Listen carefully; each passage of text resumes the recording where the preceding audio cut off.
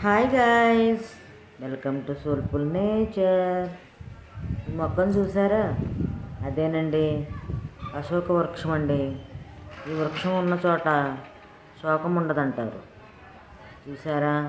ఈ వృక్షాల యొక్క బొటానికల్ నేమ్ సారాకా ఇండికా ఎల్. చూసారా? ఈ వృక్షాలు చాలా పొడవుగా పెరుగుతాయి.